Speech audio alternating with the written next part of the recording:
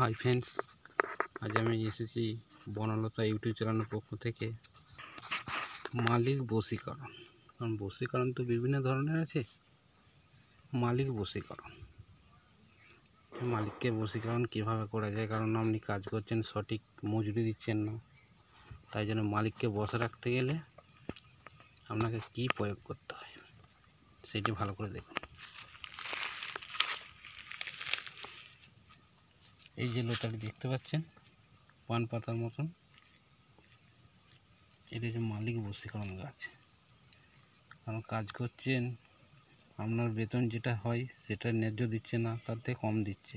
তাতে মালিককে বশীকরণ রাখতে গেলে, বশীভূতভাবে রাখতে গেলে এই গাছটিকে আপনাকে ব্যবহার করতে হবে।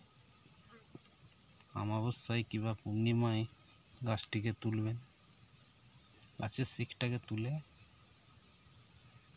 আপনার বাড়িতে 3 দিন রাখবেন। 3 দিন রেখে 3 দিনের পর 4 দিনের দিনে এই গাছটিকে নিয়ে যাবেন। নিয়ে যেয়ে আপনি এমন একটি জায়গা, মালিকের বাড়ির ঈশান কোণে যে কোনো জায়গায় আপনি গুঁজে দেবেন। গুঁজে দিলে তারপরে আপনি তার সঙ্গে যে ব্যবহারটি হবে, আপনি দেখতে পাবেন যে মালিক আমার সঙ্গে এরকম এত সুন্দর কেন ব্যবহার করছে। তখন ভেবে নিতে হবে যে আমার কাজ হয়ে গেছে। কাজ করার পর যখন দেখি যে ব্যবহারটা ঠিক করছে, তখন মালিককে আপনি যেটা বলবেন তার থেকে একটু বেশি বেশি করে দেবে। টাকা পয়সায় বলুন, যাই বলুন, আপনি যেতে আপনাকে সঙ্গে সঙ্গে নিয়ে বেড়াতে যাবেন, ঘুরতে যাবেন, কারণ আপনি তোকে বস করে রেখেছেন। এই গাছের এইটাই গুণ।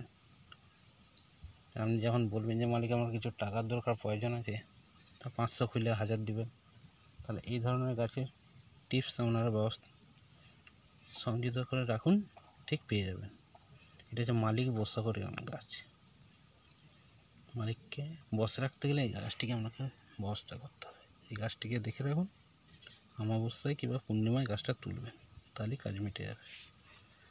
ভালো লাগলে একটা লাইক, সাবস্ক্রাইব করবেন আর আমাদের চ্যানেলটিকে ফলো করে রাখুন।